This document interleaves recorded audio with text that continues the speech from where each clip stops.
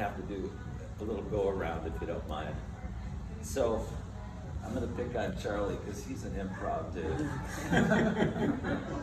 So in your own life, in your own experience, before, during, and after this workshop, if I were to say Wabi-Sabi, what would Well, what most comes to mind right now is my kitchen floor, okay. which is soft pine with top cut nails, Oh. and it's been there. We've lived there about almost 4 years, Yeah. and it got really all messed up. With the soft white pine gets completely worn down, and we refinished it once. Yeah.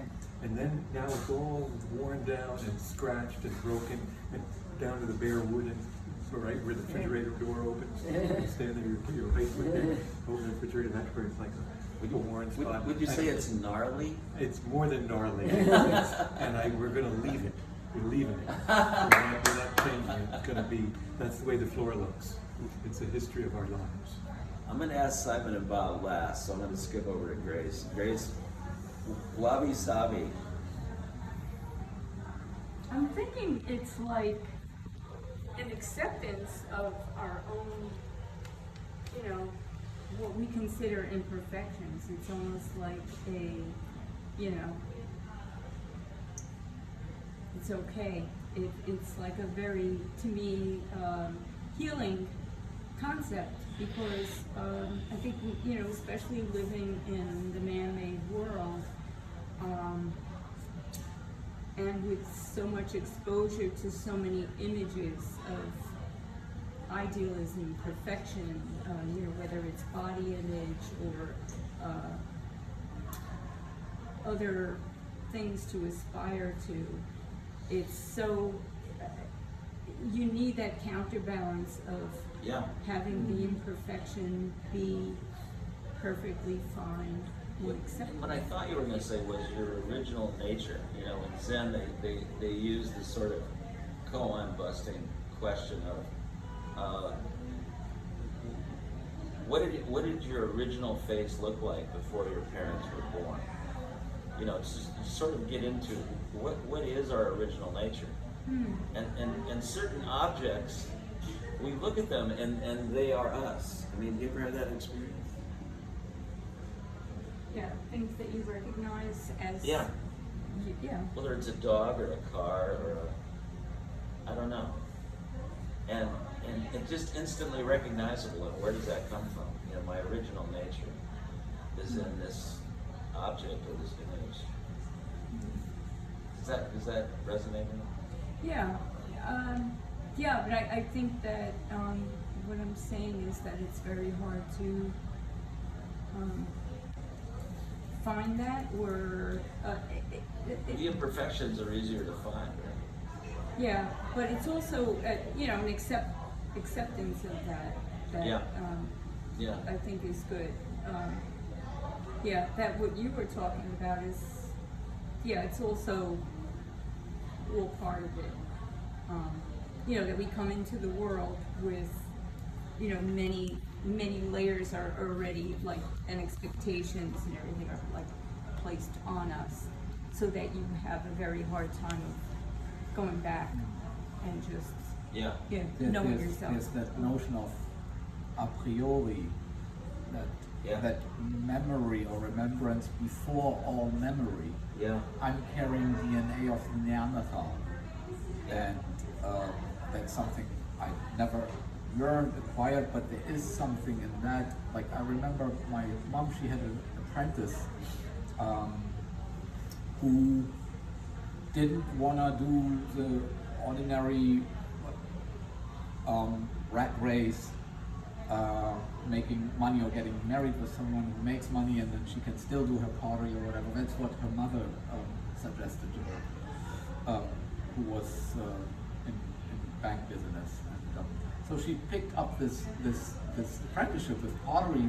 Her parents wanted least.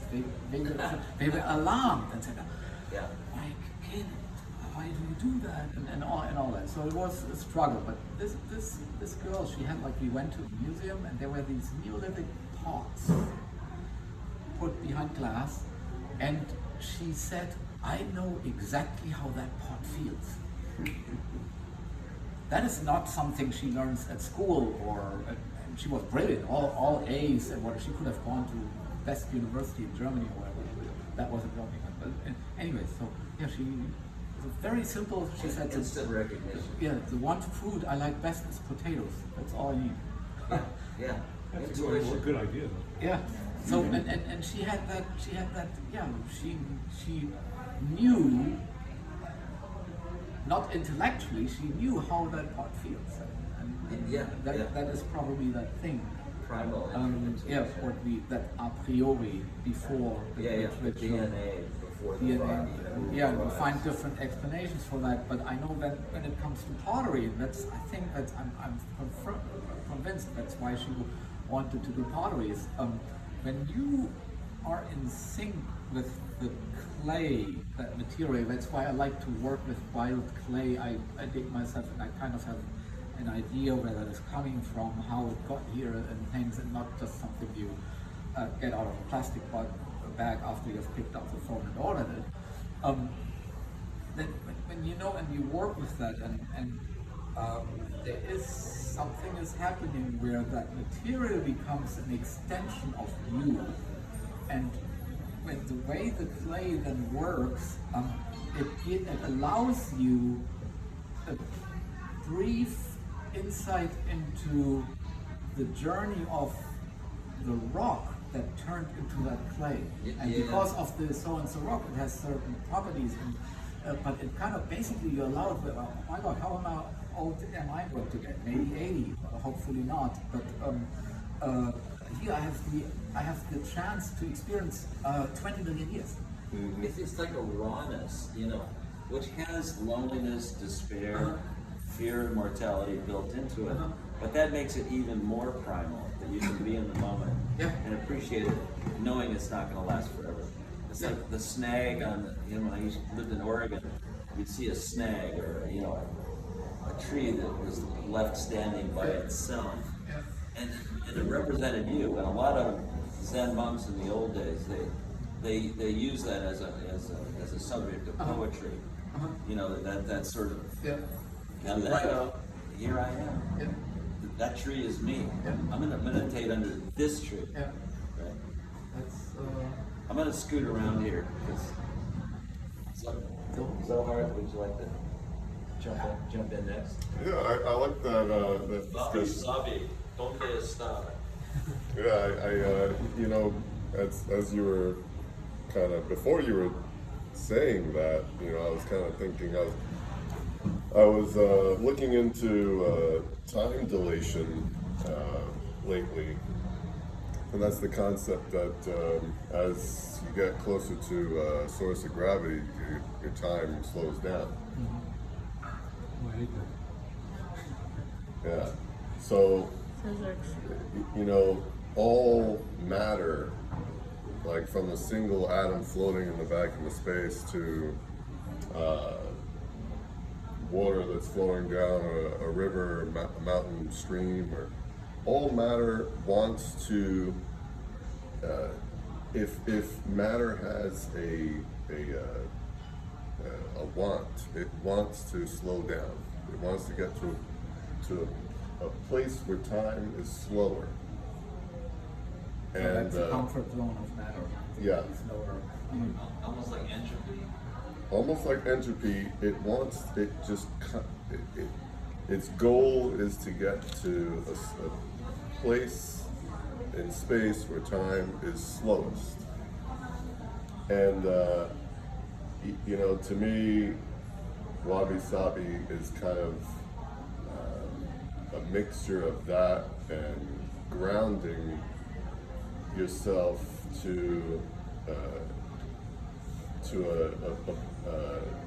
in a way where, like a wild, like if you were to ask a bird out in the forest, hey, what do you think about this concept of time dilation?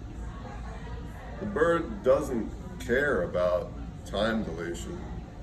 An ant doesn't care about any of these concepts. It's just living its life it's kind of flowing through this whole, you know, our brains are just, and especially, you know, after we've humans, after we've decided to settle down and farm and stuff, now we've gotten to a point where we're able to philosophize and think and play and, you know, do these things. So our brains have gotten you know, to a point where we've kind of departed from this wilderness thing that this bird and the ant is just saturated in.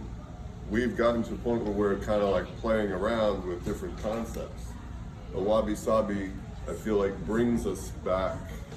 If we're to implement Wabi-Sabi in a way, if there's a way to implement Wabi-Sabi, it kind of brings us back towards this feeling that an ant or a bird has. It's just In the here living and now. it's just completely grounded, Yeah.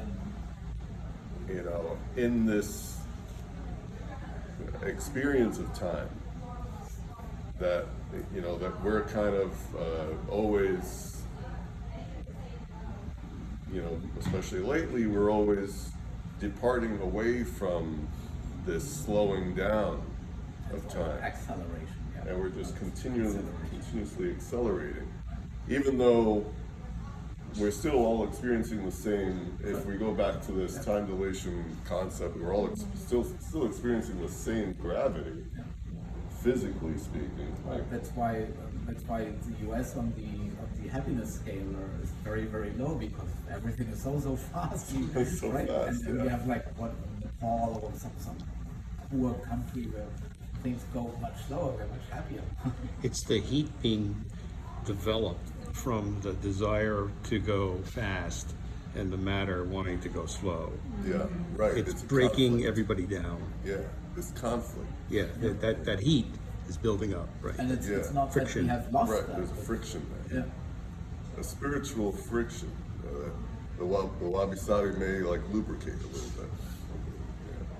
Sometimes it seems like you're like a prisoner where the door to his cell is open, but he just faces the wall, and it's only he would turn around and walk out.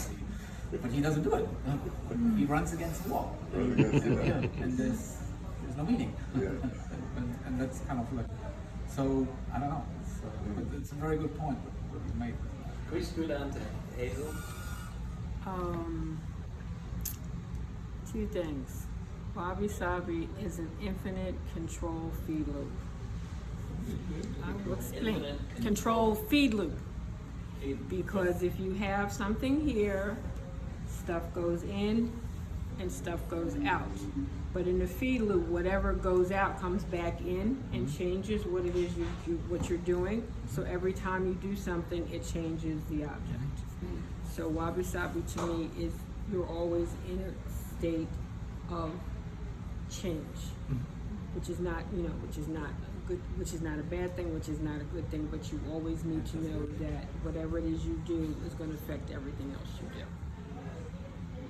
Yep. Yeah. True. Pat? Yeah, wabi-sabi, it's a wonderful term, and it's actually one I've heard Simon. I'd never really heard it much before you, Simon. And it's funny, this time of year, from like April through October, I ride bikes with a friend of mine every morning around dawn. We usually start around 6, and I live in Hunterdon County, which is quite beautiful, and there's a lot of back roads, and we're riding at that. It's a very interesting time of day because the day is new and the angles are different and the sun, and I like to think I have a lot of moments of wabi-sabi when I'm riding, because there'll be just a glance, you'll be coming around a bend or going up a hill and you'll see something, and it's this moment of connection, of beauty. It's something that's grounding, and it's something you just recognize it as infinitely valuable. And because so much of the energy of my life is exactly the opposite in terms of it's the work day with it's all about judgment, production, discrimination, and cutting everything apart. And in these moments, it's like everything gets put back together. And, you know, I can remember, and it's small things. Like I heard someone mention recently, somebody just paid $600 million for a Marilyn Monroe and Andy Warhol. And I can tell you that I'll be riding up a hill and I'll see some water droplets on blades of grass, or I'll catch a glimpse of a deer kind of through the mist, or something like that. That's as precious as any Andy Warhol painting. Yeah. To me, that's Wabi-Sabi, you know. Yeah, Dogen Zenji wrote a book called Moon and a Dewdrop, you know, where you wake up in the morning and you look at this tiny little thing and then poof, there's the moon. You know, the absolute, the particular, as well. And just, I think what we all hunger for in our culture, which gets back to your thing about happiness, is that we're not a very happy culture because we're not in this space very often. But the point is, we don't have to do that. It's just we think we do, and of course, like you said, like everything is about looking more beautiful, more beautiful. The other day, I don't listen a lot to pop music, and the other day I listened to this German pop music, and the singer-songwriter, and the title of her song was "We're Never Beautiful Enough," and that's what here, because more beautiful, better, and we're never beautiful enough. Yeah, the tyranny of more, Yeah, right? it's tremendous. Yeah. Like Ronald Reagan used to work for General Electric in the 60s. He'd do these commercials right after Disneyland. And he'd say, progress is our most important product. You know, he would turn everything into a commodity. Right. Yeah. And we turn, and That's what our culture does. we turn We ourselves, commodify we everything. turn ourselves into robots, cyberbots. Yeah. You know, That's why, producers. like your friend said, he's so upset or disappointed how our system, our capitalism hijacks Wabi-Sabi, and that it's a problem. It's a business proposition, but it has nothing to do with that, you know. But you really created a process for us to have fun today. So I want to give you a hand for Well, that. everybody, all you guys, it wouldn't have been possible. Thanks for coming. And Linda, did you want to comment? No, I just really think it's this is really a wonderful experience because we're sort of being in a group, which we don't do a lot, you know, because we're driving to work, Right. being solitary when I work, you know. So I really appreciate knowing you and getting to know you, and then also playing, because we don't play that much in our culture. No. You know, so this is like wonderful just to take time, Yeah, you know, yeah, and create sure. something, get to know new people, to think about, and just be in the moment versus thinking about what you have to do or, you know, your to-do list or what you have to produce or something like that. So I really appreciate being here. Yeah, thank you for those kind words, because it's we hope to create this kind of playground again Yeah. in the future. We have some ideas, some thoughts about where to do it. May not be here, maybe in my garden. It could be in another museum. It could be somewhere, but hopefully you could all be a part of it and have fun. Yeah, yeah, for me, the only wrapper I would put on it for me personally, Wabi-Sabi. Yeah, Wabi-Sabi has allowed me to understand that it's really, really okay to make a lot of mistakes, as long as you figure out the problem solving behind it and working towards the solution, because otherwise you're pretty boring and don't make any progress. So I'm so happy I've made so many mistakes in my career to bring me here today. There's a New Age writing book Omega Institute has in its library, and it's written by Gail Scher, and the title of it, I use it in some of my haiku classes, One Continuous Mistake. Yeah, that's good. One continuous mistake. Mistakes can be beautiful. Oops, oops, oops. Ooh, this is sort of fun, these oops. Yeah. It's okay. Great. It's okay to not be okay. And there are all kinds of mistakes. And, I mean, just to finish this from